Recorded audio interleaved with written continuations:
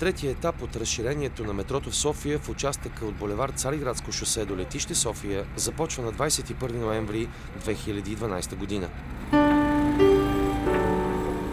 Изборът на окончателното разполагане на трасето е извършен на базата на редица обществени обсъждания и решения на Министерски съвет, Столичен общински съвет и разширен експертен съвет, включващ десетки специалисти от всякакви области.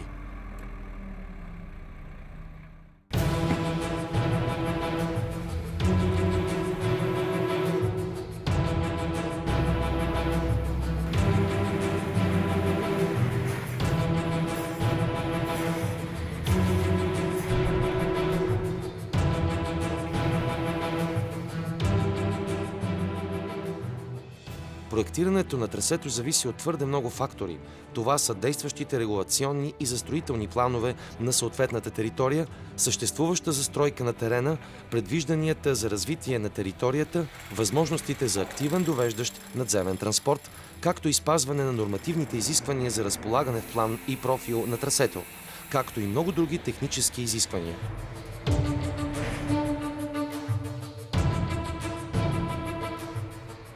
Участъкът от булевард Цариградско шосе до летище София е с дължина 4,95 км, включващ 2 подземни и 2 открити метростанции и ЖП спирка на линията София-Пловдив.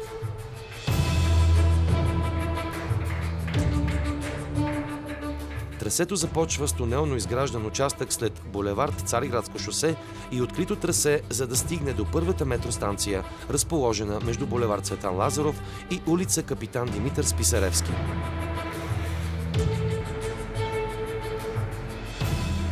Този участък се изгражда по класически нов австрийски тунелен метод.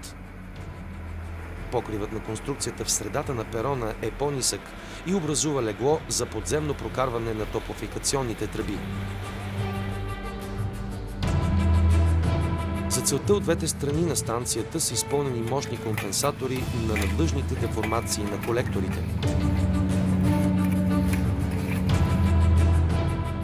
В района на метростанция Дружба почвата е съставена от силно воднени пясъци, чакъли и пескливи глини.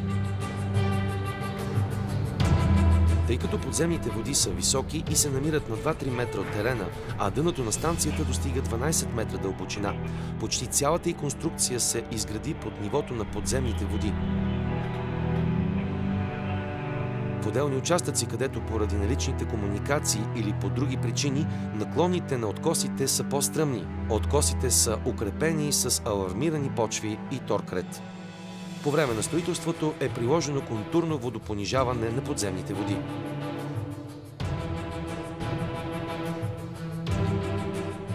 След метростанция Дружба трасето навлиза под пътното платно на булевард Кръстю Пастухов. Поради сложните геоложки и инфраструктурни условия, за първи път в страната при тунел с такава голяма дължина е приложен открит способ в котлован, укрепен с шпунтова стена. Тя е плътна от свързани помежду си стоманени профили, а забиването им под дъното на изкопа достига 5 метра. Строителството продължава по милански метод на север от булевард Искърско шосе.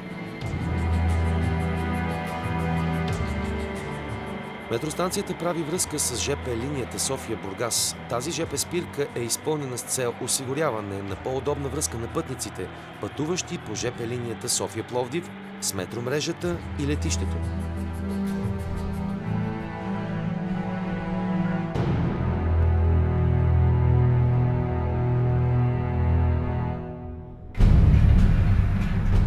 Следващата метростанция е разположена в средата на улица Подпоручик Йордан Тодоров, между кръстовищата и с улица Неделчо Бончев и улица Подпоручик Васил Златарев. Тя е предназначена да обслужва индустриалната зона Искър и офисните и логистични сгради в района, където съгласно общия устройствен план на София, тук е предвидено значително развитие на територията.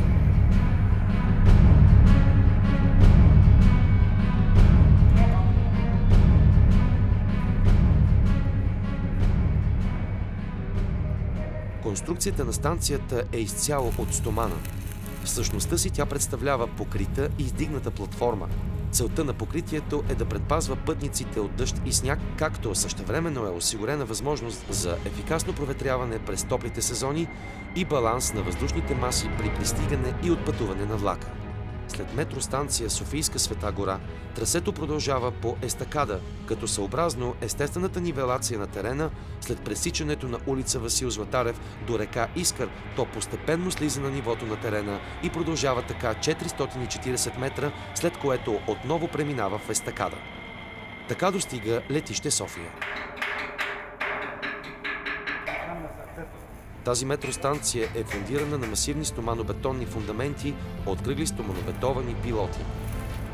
Тя е на 4 фундамента, върху които са изградени масивни колони с обединяващи ригели.